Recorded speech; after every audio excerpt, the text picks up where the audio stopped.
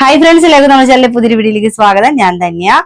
എല്ലാവർക്കും ഈദ് മുബാറക്. ഇന്ന് ബലിപെരുന്നാളാണ്. ഇന്ന് തന്നെ ആ ഒരു വിഷയം കേൾക്കാന്ന് പറയുമ്പോൾ ഭയങ്കര സന്തോഷം. അതും ഇത്രയും നല്ലൊരു ദിവസം തന്നെ റഹീം കാക്ക് നാട്ടിലെത്താൻ കഴിഞ്ഞു. അതുപോലെ ഉമ്മാന്റെ കൂടെ പിന്നെ പെരുന്നാൾ ചോറുണ്ണാൻ കഴിഞ്ഞു എന്ന് പറയുമ്പോൾ അതിൽ പരം എന്ത് പുണ്യാണ് അദ്ദേഹത്തിന് കിട്ടാനുള്ളത് അല്ലെ. ഇത്ര വർഷക്കാലമായിട്ട്, ഈ 20 വർഷക്കാലമായിട്ട് എന്തൊരു നല്ല കാര്യം വരുമ്പോഴും ആ ഉമ്മ ആഘോഷിക്കുകയോ അല്ലെങ്കിൽ ഭക്ഷണം കഴിക്കുകയോ ഒന്നും ചെയ്യില്ല. കാരണം തന്റെ മകൻ ജയിലിൽ കഴിയുമ്പോൾ എനിക്ക് എന്താണ് ഇവിടെ ആഘോഷം എന്ന് പറയുന്ന ആ ഉമ്മാന്റെ അടുത്ത് ഇന്ന് പെരുന്നാൾ ചോറുണ്ണാൻ തന്റെ മകൻ അടുത്തിരിക്കുന്നു. ആ ഉമ്മ ചോറ് വാരി കൊടുക്കണു. അതൊക്കെ കാണുമ്പോണ്ടല്ലോ ഭയങ്കര സന്തോഷമായിട്ടാ.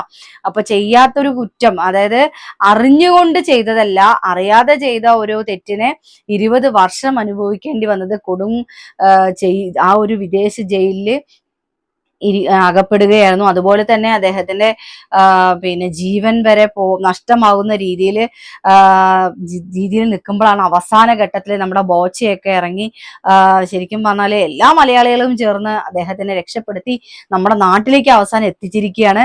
അപ്പൊ ഇന്ന് പിന്നെ പള്ളിയിൽ റഹീംക പള്ളിയിൽ പോവുകയും ഉപ്പാന്റെ ഖബറിൽ പോയി ചെന്ന് പ്രാർത്ഥിക്കുകയും അതേപോലെ തന്നെ നാട്ടിലൊക്കെ ഇങ്ങനെ ഇറങ്ങി നടന്ന് എന്തൊക്കെ വ്യത്യാസങ്ങളുണ്ട്, നാട്ടുകാരെയൊക്കെ ഒന്ന് കാണട്ടെ എന്നൊക്കെ പറഞ്ഞിട്ട് അദ്ദേഹം ഇങ്ങനെ ഇറങ്ങി നടക്കുന്നതൊക്കെ കണ്ടുട്ടോ.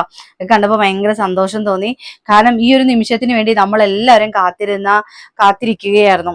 ആ ഒരു നിമിഷത്തിന് വേണ്ടി ആ ഉമ്മ ആ മകനെ ഒന്ന് ചേർത്ത് പിടിക്കുന്നതും അല്ലെങ്കിൽ ഒന്ന് തോളിൽ ചായുന്നതൊക്കെ ഒരുപാട് ആനിമേഷനും അതുപോലെ ഒരുപാട് ആളുകൾ ഇങ്ങനെ വരച്ചൊക്കെ കൊടുത്തിട്ടുണ്ടായിരുന്നു. അപ്പൊ ഒക്കെ അത് എത്രയും പെട്ടെന്ന് യാഥാർത്ഥ്യമാകണേ എന്ന് പ്രാർത്ഥിച്ചിട്ടുണ്ടായിരുന്നു.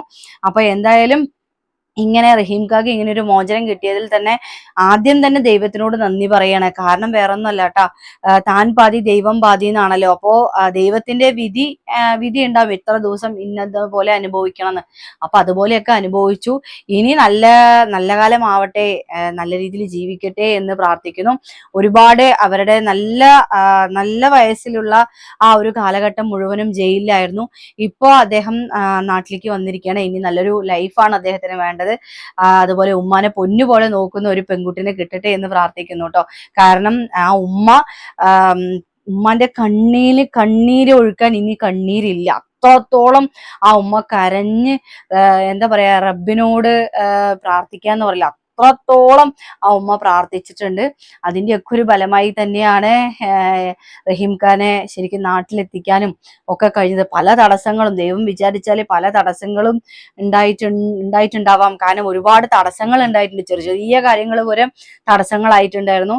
പക്ഷെ അതൊക്കെ തരണം ചെയ്തുകൊണ്ട് ഇത് അവസാനം റഹീം ഖാൻ നമ്മുടെ നാട്ടിൽ എത്തിയിരിക്കുകയാണ്. എന്തായാലും ഒന്ന് കാണാൻ പോണം എന്നൊക്കെ ഉണ്ടിട്ട് എനിക്ക്. ഇനിയിപ്പം ഒരുപാട് ആളുകളൊക്കെ പോയി കണ്ടു, സംസാരിച്ചു ഒക്കെ ചെയ്തിട്ടുണ്ട്.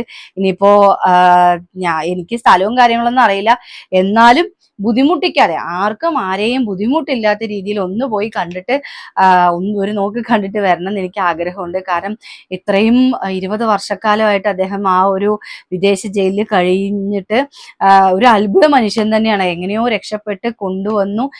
ഇവിടെ കൊണ്ടുവന്ന ആ മനുഷ്യനെയും ആ ഉമ്മാനെയൊക്കെ ഒന്ന് കാണണം എന്നൊരു ആഗ്രഹമുണ്ട്. അപ്പോ സാധിച്ചാൽ ഒന്ന് പോണമെന്നുണ്ട്. എല്ലാവരും പ്രാർത്ഥിക്കണമെന്ന്.